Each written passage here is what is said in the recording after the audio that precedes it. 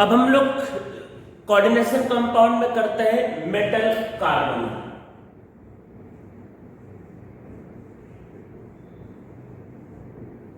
Metal carbon तो देखो metal carbonyl में क्या होता है कि मेटल और सीओ के बीच में बॉन्डिंग होती है।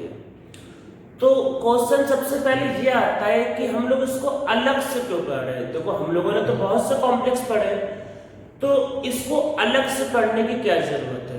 तो मेटल कार्बोनिल के केस में कुछ चीजें अलग होती है जिसको हमें सेपरेट करके पढ़ना पड़ता है। तो स्पेशली इसमें होता है बैक बॉन्डिंग, जो केस हमें करना पड़ेगा। सीओ के बारे में मैंने आप लोगों को पहले बता रखा है। मैं सीओ को चलो पहले आगे कुछ करने के पहले मैं चलो एक दो एग्जांपल दिखा देता हूँ। चलो सीओ को केस कर लेते हैं। मान लेते हैं आपके पास से NiCO4 ये कार्बोनिल है। इसका आपसे पूछा हाइब्रिडाइजेशन और सपोज करते हैं पूछा कलर, ये सब पूछा। एक ऐसे एग्जांपल कर लेते हैं। तो देखो निकल का जो ऑक्सीडेशन स्टेट होगा वो 0 होगा। This is AR and 3D8,4S2 ठीक है, ये होगा। अब देखो कोई भी हाइब्रिडाइजेशन उसमें S का तो यूज पड़ता ही पड़ता है। And CO is a strong field ligand, तो वो दो इलेक्ट्रॉन को क्या होता है S से D में ट्रांसफर कर देता है। ठीक है, तो आपके पास क्या हो जाएगा 3D10 4S0 एंड 4p तो वैकेंट है, 4p 0। ठीक है, आपके पास होगा। तो 3D10 ये तो पूरा फील्ड है, इसमें तो कुछ समझाने लायक है नहीं। This is completely field. 4s is vacant and 4p is vacant. तो 4 CO है, तो चारों को बॉन्डिंग करेंगे तो आपके पास तो 1 2 3 and 4। So this is sp3 hybridised.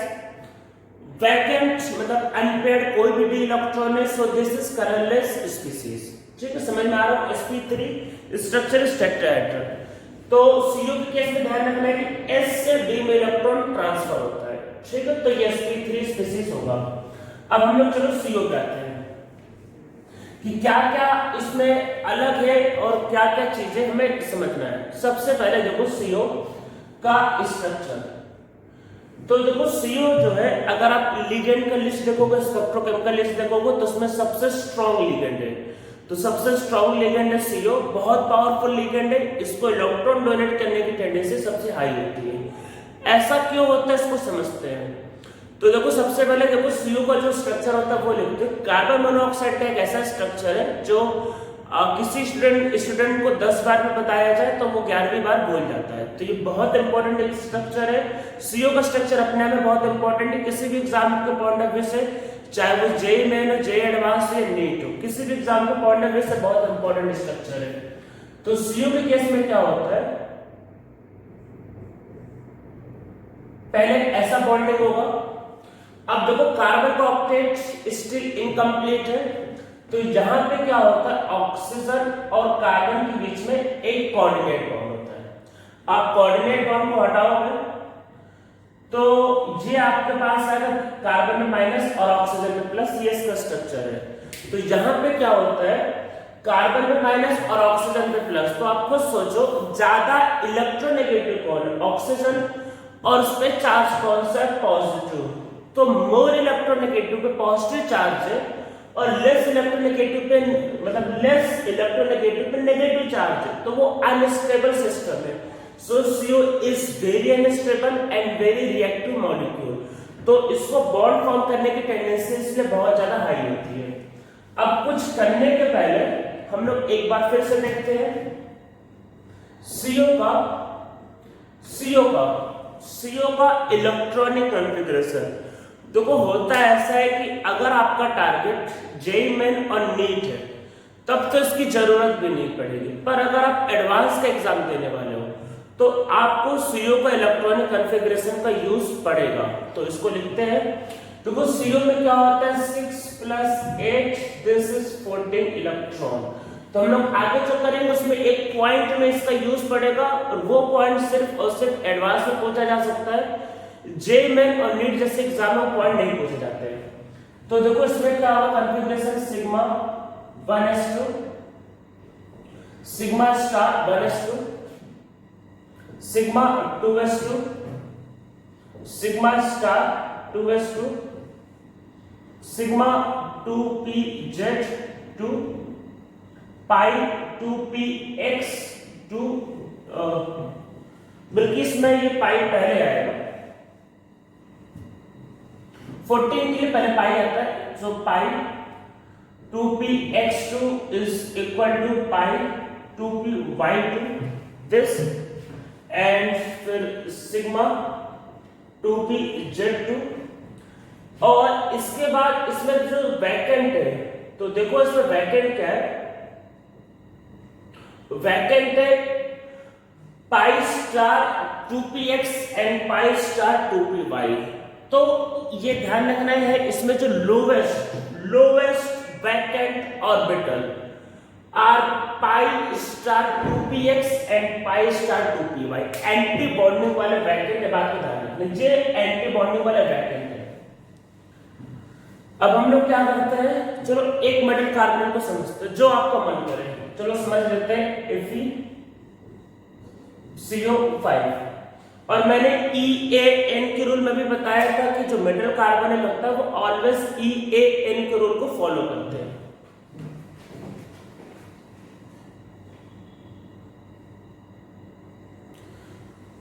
तो हम लोग मेटल कार्बन CO को समझते हैं। तो कुछ CO को पहले समझते हैं कि है क्या। ये आयरन है, आयरन के पास वैकेंट ऑर्बिटल्स होते हैं, और जो CO जो होता है, CO का मतलब कि भाई कार्बन पे माइनस चार्ज एंड ऑक्सीजन में प्लस चार्ज, कुछ ऐसा होता है, this is structure of CO। तो CO एक लिगेंड है, तो अपने लोन पेयर को देगा, बॉन्ड बनाएगा। अब देखो ऑक्सीजन में ऑलरेडी पॉजिटिव चार्ज है, तो ऑक्सीजन के पास तो टेंडेंसी नहीं इलेक्ट्रॉन को देने की, तो इलेक्ट्रॉन कौन देगा, इलेक्ट्रॉन देगा कार्बन। तो यहां से क्या होगा, जहां से बनता है एक कोऑर्डिनेट बॉन्ड, ठीक, कोऑर्डिनेट बॉन्ड बना। अब चलो कोऑर्डिनेट बॉन्ड को हटा के देखते हैं। आपको पता है कोऑर्डिनेट बॉन्ड हटाने से क्या होता है, इलेक्ट्रॉन देने वाले में प्लस और मिलने वाले माइनस, मतलब देने वाले प्लस मिलने वाले माइनस। तो वही करते हैं, इसको हटाते हैं, तो यहां पे आएगा माइनस चार्ज और यहां पे आएगा प्लस, कार्बन का प्लस माइनस मिलकर न्यूट्रल हो गया, और देखो ऑक्सीजन पे आया प्लस चार्ज। तो आपको ऐसा नहीं लग रहा कुछ अजीब हो गया, मेटल जो है जो लेस इलेक्ट्रोनेगेटिव है, इवन जो माइनस चार्ज बेचारा रखना भी नहीं चाहता है उसमें माइनस आ गया, मतलब मेटल जो लेस इलेक्ट्रोनेगेटिव है, जो हम लोग बोलते हैं इलेक्ट्रोपॉजिटिव, मेटल इलेक्ट्रॉन देना चाहता है उसको माइनस चार्ज मिल गया, और ऑक्सीजन जो पूरे पीरियोडिक टेबल का सेकंड मोस्ट इलेक्ट्रोनेगेटिव एलिमेंट है उस पर पॉजिटिव चार्ज आ गया। तो आपको नहीं लग रहा सिस्टम थोड़ा सा अनस्टेबल हो गया। तो अब इसके बाद देखो होता क्या है, इसके बाद यहाँ पे होता है बैक बॉन्डिंग। तो बैक बॉन्डिंग में ध्यान क्या रखना है, कैसे होता है, मेटल के पास जैसे आयरन के पास डी ऑर्बिटल है, डी ऑर्बिटल में इलेक्ट्रॉन होंगे, आप करके देखना डी ऑर्बिटल में इलेक्ट्रॉन होंगे। तो मेटल के पास जो इलेक्ट्रॉन जो होते हैं, जो डी ऑर्बिटल के जो इलेक्ट्रॉन होते हैं वो CO के लोवेस्ट वैकेंट ऑर्बिटल से कोऑर्डिनेट बॉन्ड या बैक बॉन्डिंग फॉर्म करते हैं। तो किसके बीच होता है, यह होता है आपके पास इलेक्ट्रॉन ऑफ मेटल्स, कौन से इलेक्ट्रॉन जो डी में फिल्ड है, for back bonding with lowest energy orbital of CO, with lowest energy orbital of CO। अब देखो अगर आपका टारगेट जेईई मेन और नीट है तो इतना इंफॉर्मेशन बहुत है, पर अगर आपका टारगेट एडवांस है तो पता होना चाहिए लोवेस्ट एनर्जी ऑर्बिटल कौन था। तो ये क्वेश्चन इवन जेईई में पूछा हुआ जेईई एडवांस में। तो लोवेस्ट एनर्जी ऑर्बिटल जो खाली जो था वो तो पाई स्टार 2px, तो मतलब वो बैक बॉन्डिंग किसमें होगा, मेटल के डी ऑर्बिटल में जो इलेक्ट्रॉन था वो जाएगा किसमें जाएगा, वो जाएगा एंटी बॉन्डिंग पाई ऑर्बिटल में। तो इसका मतलब क्या होता है कि बॉन्ड क्या होता है, मेटल की डी ऑर्बिटल से कहां फॉर्म होता है, CO के एंटी बॉन्डिंग पाई ऑर्बिटल में। तो ये क्या होता है आपके पास, ये है आपके पास पाई स्टार। पाई स्टार 2px लिख लो, 2py लिख लो, ये की तो आप नोट करके लिख लो कि so back bonding is formed between electron of d orbital of metal and vacant pi star या vacant anti bonding pi orbital of CO। किसके बीच में बनता है back bonding, back bonding is form between the electron of d orbital of metal and pi anti bonding orbital of CO। तो उनके बीच में back bonding बनती है, ये बात ध्यान रखिए। इसीलिए मैंने आप लोगों को कन्फर्मेशन लिख के जस्ट दिखाया था। तो lowest vacant orbital pi star था, ठीक है। चलो इतना समझ में, अब आगे समझते हैं। तो देखो पहले समझ लो यहाँ पे बैक बॉन्डिंग होगा। देखो बैक बॉन्डिंग होगा, मेटल पे इलेक्ट्रॉन आप दिखाना चाहो दिखा दो, पूरा डी भर भर के डी है, कोई भी दिखा दो, कितने दिखाने को देखो, मैं दिखाने लगा कितने को डी भर भर के डी दिखाओ, ये डी बैक बॉन्डिंग, तो ये ऐसा। तो फिर ऐसा करने से क्या होगा, डबल और ये चार्ज खत्म। तो देखो होगा क्या, ये बैक बॉन्डिंग को एक नाम बोलते हैं, एक वर्ड याद रखना। ये जो बैक बॉन्डिंग जो बना, बैक बॉन्डिंग इसको बोलते हैं क्या कहते हैं, synergic bonding. Synergic bonding question, synergic bonding क्यों, देखो बैक बॉन्डिंग की वजह से क्या होगा कि ये बॉन्ड का नेचर आ गया डबल। कैसा बॉन्ड हो गया, डबल। तो ड्यू टू बैक बॉन्डिंग क्या होगा, मेटल और कार्बन के बीच में डबल बॉन्ड कैरेक्टर आ गया। तो डबल बॉन्ड कैरेक्टर आ गया तो बॉन्ड स्ट्रॉन्ग हो गया, तो उसको बोलते हैं सिनर्जिक बॉन्ड। ठीक है, तो समझ में आया। अब मैं जो बता रहा हूं वो लिख लो, बहुत इंपॉर्टेंट है ये, इंपॉर्टेंट नहीं पूछा जाता है। पहले तो भाई कि जो लोवेस्ट वैकेंट है पाई स्टार। अब देखो due to back bonding bond between iron and carbon become strong। ठीक है, due to back bonding bond between iron and carbon become strong। या फिर अगर कोई और बटन होता तो due to back bonding bond between metal and carbon become strong। ठीक है, तो क्या होगा, जो लिख लेते बॉन्ड ऑर्डर, चलो बॉन्ड ऑर्डर लिख लेते हैं। तो क्या होगा, मेटल और कार्बन के बीच में ये क्या करता है, इनके बीच में जो बॉन्ड ऑर्डर होगा वो इंक्रीज करेगा। ठीक है, इंक्रीज कर जाएगा, इंक्रीजेस। ठीक है, अब देखो दूसरा दिक्कत क्या होगा, जो ट्रिपल बॉन्ड था ये डबल हो गया। तो बैक बॉन्डिंग की वजह से क्या होगा, कार्बन और ऑक्सीजन का बॉन्ड ऑर्डर डिक्रीज हो जाएगा, मतलब कार्बन और ऑक्सीजन का बॉन्ड ऑर्डर डिक्रीज हो जाएगा। तो क्या बोलेंगे, तो वे बॉन्ड ऑर्डर के बारे में लिख रहे हैं। तो देखो बॉन्ड ऑर्डर क्या होगा, बैक बॉन्डिंग हुआ तो ये तो डबल हुआ, बॉन्ड स्ट्रॉन्ग, पर ट्रिपल से डबल तो bond weak.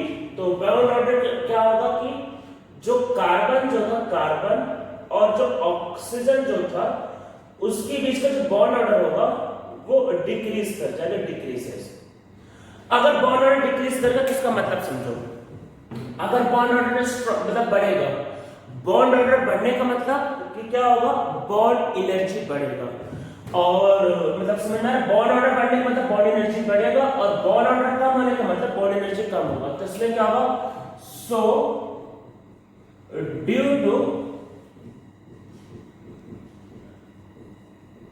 Back bonding, so due to back bonding bond energy of metal carbon bond increases, whereas carbon oxygen bond decreases।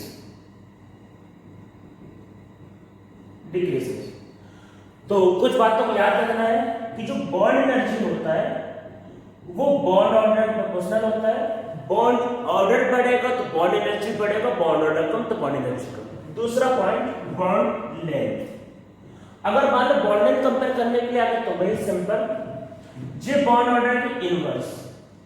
अगर बॉन्ड ऑर्डर ज्यादा तो फिर बॉन्ड लेंथ कम, और अगर बॉन्ड ऑर्डर कम तो फिर अगर बॉन्ड ऑर्डर कम तो बॉन्ड लेंथ ज्यादा। ये ध्यान रखना, इनवर्स चलता है, ठीक है। तो ये जो बातें मैंने बताई ये आप लोगों को ध्यान रखना है।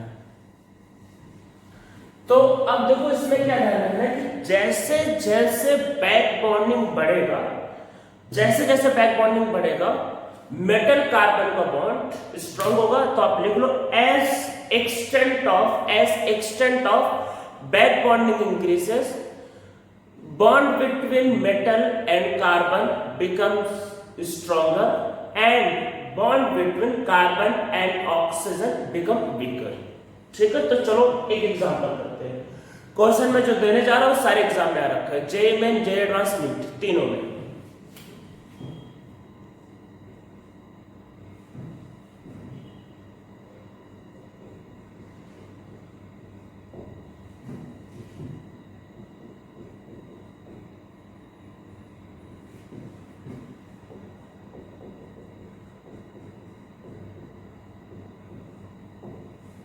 ये 3 मॉलिक्यूल है, ठीक है।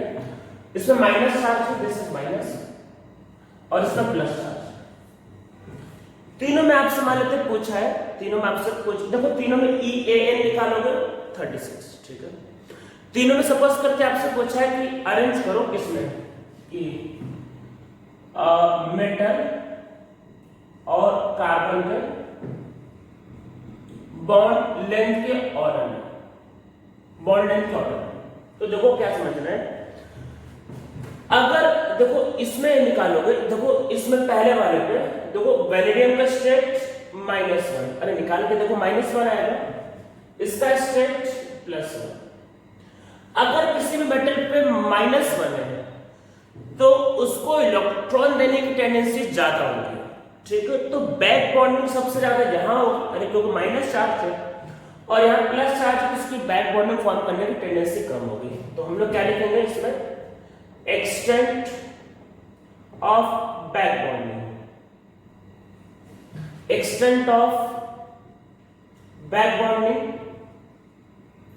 तो सबसे ज्यादा क्या होगा इसमें, फिर इससे कम इसमें, और इससे कम इसमें। ये बैक बॉन्डिंग का एक्सटेंट होगा। जहां बैक बॉन्डिंग ज्यादा होगा तो वहां पे मेटल और कार्बन का बॉन्ड स्ट्रांग होगा। मेटल कार्बन का बॉन्ड स्ट्रांग होगा तो ऑटोमेटिक कार्बन ऑक्सीजन का बॉन्ड वीक होगा। तो मैं सब कुछ लिख देता हूं। तो ऑटोमेटिक क्या होगा कि देखो जो बॉन्ड ऑर्डर है, अगर आप लिखते हो मेटल, इसको 1 कर लेते हैं, चलो 1, इसको 2, इसको 3। अब समझ लेना 1 2 3 बार बार कौन पूरा डिटेल में लिखेगा। अगर आप मेटल और कार्बन बॉन्ड की बात करें, तो अगर मेटल कार्बन बॉन्ड की बात करें तो बॉन्ड ऑर्डर तो सबसे ज्यादा होगा 1 में, फिर 2 में और फिर 3 में। बैक बॉन्डिंग ज्यादा तो ज्यादा स्ट्रॉन्ग होगा, ठीक है। ये अगर मेटल कार्बन की बात करें तो बॉन्ड ऑर्डर जाएगा। अब मान लो बॉन्ड एनर्जी निकालना है, चलो बॉन्ड एनर्जी निकालना है, तो जहां बैक बॉन्डिंग ज्यादा तो सबसे स्ट्रॉन्ग बॉन्ड ये, बॉन्ड एनर्जी ज्यादा, सबसे ज्यादा बॉन्ड एनर्जी इसका, फिर इसका, फिर इसका। अगर बॉन्ड लेंथ निकालना है तो इसको रिवर्स कर देना। देखो मैंने बॉन्ड ऑर्डर बता दिया, तो bond order bond energy same होगा, और बॉन्ड अगर आपको लेंथ निकालना है तो रिवर्स कर देना। तो सबसे ज्यादा बॉन्ड लेंथ मेटल कार्बन होगा, ये कैसे बैक बॉन्डिंग डिसाइड हुआ, माइनस चार्ज सबसे ज्यादा बैक बॉन्डिंग और प्लस चार्ज सबसे कम। और अगर बॉन्ड ऑर्डर लिखना हुआ कार्बन और ऑक्सीजन बॉन्ड का, तो देखो क्या है कि जहां पे बैक बॉन्डिंग ज्यादा है, तो जब बैक बॉन्डिंग ज्यादा होगी तो मेटल कार्बन का बॉन्ड स्ट्रांग होगा पर कार्बन ऑक्सीजन का बॉन्ड वीक हो जाएगा, ठीक है। तो इसका मतलब कि 1 सबसे कम, फिर 2 और ये फिर 3, ठीक है। तो आप लोगों को समझ में आ रहा होगा। तो ऐसा करने से क्या होगा, जहां पे सबसे ज्यादा स्ट्रांग होगा कार्बन ऑक्सीजन बॉन्ड, यहाँ पे सबसे कम। तो हम लोग ऐसा करके क्या करते हैं कि आपको मेटल कार्बोनिल पे क्या होता है क्वेश्चंस को सॉल्व कर सकते हैं। तो इस पे इस टाइप के क्वेश्चंस बहुत ज्यादा आते हैं कि 2-3 कॉम्प्लेक्स दिए जाते हैं, उसमें मेटल कार्बन के बॉन्ड या फिर कार्बन ऑक्सीजन बॉन्ड को bond order, bond length, bond energy को कंपेयर करना होता है। तो आपको इस तरीके से कंपेयर करते हैं। तो हम लोगों का क्या है कि कोऑर्डिनेशन कंपाउंड खत्म हो गया। अब हम लोग इसके कुछ एप्लीकेशंस कर लेते हैं। इसके एप्लीकेशंस क्या है कि आजकल करंट टाइम पे काफी इंपॉर्टेंट है, स्पेशली एज अ कैटलिस्ट, मतलब कई रिएक्शंस में एज अ कैटलिस्ट और मेडिकल इंडस्ट्री में इसका बहुत ज्यादा यूज होता है। तो हम लोग अब इसके करते हैं एप्लीकेशंस।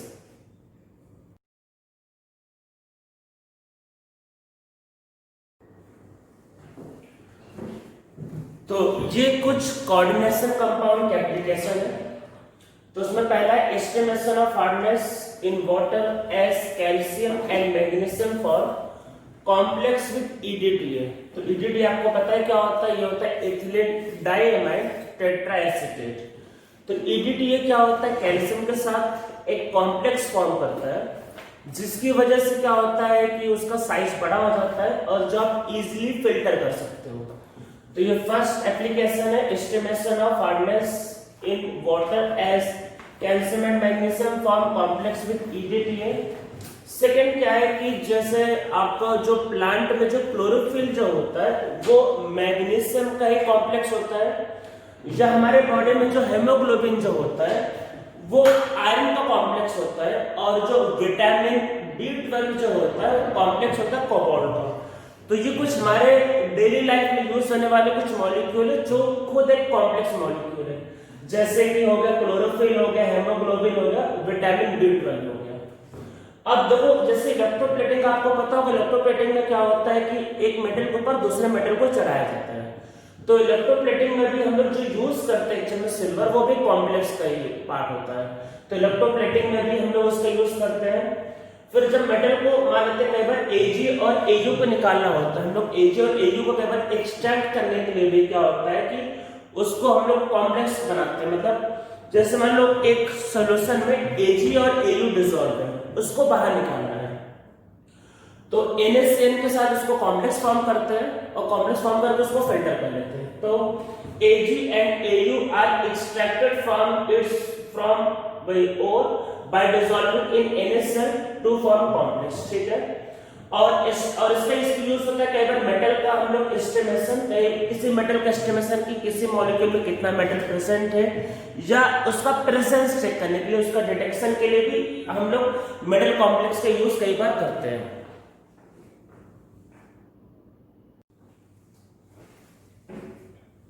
इसका एक लास्ट एप्लीकेशन लिखते हैं सिस्प्लेटिन, और इसका यूज किसमें होता है, this is used for cancer treatment.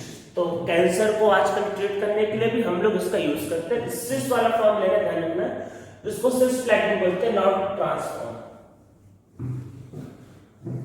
तो अब देखो इसमें एक टर्म हम लोग और समझते हैं, दैट इज ऑर्गेनोमेटेलिक मॉलिक्यूल। कि ऑर्गेनोमेटेलिक मॉलिक्यूल क्या होता है, तो अगर आप कभी कार्बन की बॉन्डिंग लेस इलेक्ट्रोनेगेटिव एलिमेंट के साथ करते हो तो वो कहलाता है ऑर्गेनोमेटेलिक मॉलिक्यूल। मींस एक कार्बन है, कार्बन, और इसकी बॉन्डिंग करते हैं लेस इलेक्ट्रोनेगेटिव एलिमेंट, मतलब लेस इलेक्ट्रोनेगेटिव के साथ। तो कार्बन की बॉन्डिंग करते हैं लेस इलेक्ट्रोनेगेटिव एलिमेंट के साथ, और ऐसे केस में कार्बन के पास क्या होगा, इसके पास होगा पार्शियल नेगेटिव चार्ज। तो अगर कार्बन की बॉन्डिंग लेस इलेक्ट्रोनेगेटिव एलिमेंट के साथ करते हो तो कार्बन पे होता है पार्शियल नेगेटिव चार्ज, तो वो कहलाता है ऑर्गेनोमेटेलिक कंपाउंड। तो मतलब कार्बन पे ध्यान रखना है कि नेगेटिव चार्ज होना चाहिए, बात कर रहे हैं ध्यान रखना कार्बन पे नेगेटिव चार्ज होना चाहिए। तो उसमें देखो क्या क्या होता है, पहला मेटल और कार्बन हो सकता है, ये सबसे ज्यादा कॉमन फॉर्म है, मेटल के साथ कार्बन लिखा। तो जैसे इसमें एक है आपके पास RMgX, तो R को जोड़ा है मैग्नीशियम के साथ, इसका नाम लिखना चाहो लिख लो, दिस इज ग्रिग्नार्ड रिएजेंट। और ऑर्गेनिक में बहुत ज्यादा यूज होता है ग्रिग्नार्ड रिएजेंट या फिर जैसे R2CuLi, दिस इज कोरेहाउस। तो दिस इज कोरेहाउस, या फिर आप ऐसे लिख सकते हो RLi, मींस मेटल के साथ सीधा सीधा जुड़ा हुआ है, सीधा सीधा। ये जैसे होता है भाई R2Cd, सीधा मेटल के साथ जुड़ा हुआ। याद रखना है जैसे RONA, ये ऑर्गेनोमेटेलिक नहीं है। क्यों? क्योंकि यहाँ पे कार्बन ऑक्सीजन से जुड़ा है और कार्बन पे पॉजिटिव चार्ज है। अरे ऑक्सीजन पे नेगेटिव, कार्बन पॉजिटिव। तो ऑर्गेनोमेटेलिक होने के लिए क्या कंडीशन है? ऑर्गेनोमेटेलिक होने के लिए कंडीशन है कि carbon must have negative charge. Carbon पे नेगेटिव चार्ज होना चाहिए। ध्यान रखना, मैं क्या बोल रहा हूँ कि organometallic species, in organometallic species carbon must have negative charge. यहाँ पे कार्बन पे चार्ज पॉजिटिव, ये रिजेक्ट हो जाएगा, ठीक है।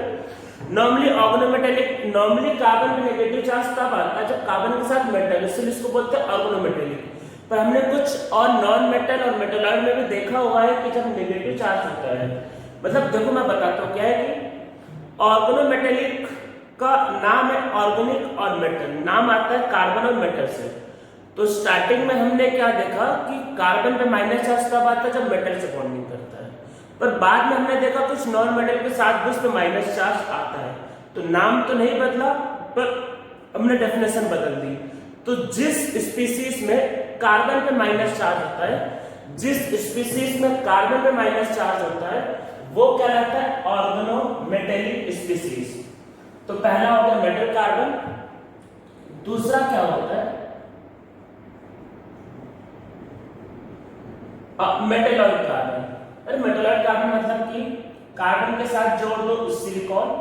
अरे पता है पीरियोडिक टेबल में टॉप से बॉटम आने पे इलेक्ट्रोनेगेटिविटी कम होती है, सिलिकॉन मेटलॉइड, पता ही होगा। इसमें क्या बताना है? कार्बन के साथ जोड़ दो, चल रही है। तो सिलिकॉन लेस इलेक्ट्रोनेगेटिव, तो माइनस चार्ज किस पे होगा? कार्बन पे। और सिलिकॉन क्या है? मेटलॉइड। तो मेटलॉइड के साथ भी क्या होता है? ये हो सकता है। और तीसरा आपके पास नॉन मेटल और कार्बन। नॉन मेटल कार्बन, इसका सबसे एग्जांपल कार्बन एंड फास्फोरस। याद रखना, फास्फोरस की इलेक्ट्रोनेगेटिविटी कार्बन से कम है, तो कार्बन और फास्फोरस के बीच का बॉन्ड भी कहलाएगा ऑर्गेनोमेटेलिक कंपाउंड। हम लोग ये रूल सब पे अप्लाई करते हैं, हाइड्रोजन को नहीं, हाइड्रोजन को नहीं लेते। ध्यान रखना, हाइड्रोजन को नहीं लेना, हाइड्रोजन को नहीं लेना है, बाकी सबको लेना है। हाइड्रोजन को नहीं लेना है, हाइड्रोजन और कार्बन तो एक ही बेचारे भाई भाई, तो उनको नहीं लेना है। तो कार्बन फास्फोरस का बॉन्ड भी कैसा होता है? ऑर्गेनोमेटेलिक, ठीक है। अब देखो होता क्या है, कार्बन और मेटल के बीच में कैसी कैसी बॉन्डिंग हो सकती है। तो देखो कार्बन और मेटल के बीच में सिग्मा बॉन्ड हो सकता है, पाई बॉन्ड हो सकता है, सिग्मा पाई दोनों हो सकता है। तो वही लिखते हैं आपके पास, लिखते हैं types of bond between carbon and metal. तो क्या है? Types of bond between carbon and metal. तो पहला क्या हो सकता है? Sigma bond. कि सिग्मा बॉन्ड हो सकता है मेटल और कार्बन के बीच में। जैसे इसका एग्जांपल क्या था? इसका एग्जांपल था RMgX। और इसमें R और Mg के बीच में सिग्मा बॉन्ड होता है, जैसे R2CD RLi। तो ये सब इसके एग्जांपल, ठीक है। बहुत सिंपल समझाने, इसमें समझाने का क्या बहुत सिंपल है। सेकेंडली क्या हो सकता है? पाई बॉन्ड हो सकता है, pi bond between carbon and metal. Pi bond कैसे हो सकता है? जैसे हम याद करते हैं, एक हमने मॉलिक्यूल लिखा था फेरोसिन।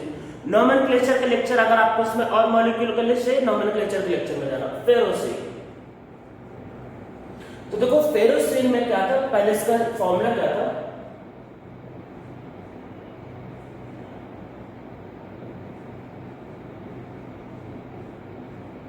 ये इसका formula, this is a ferrocene.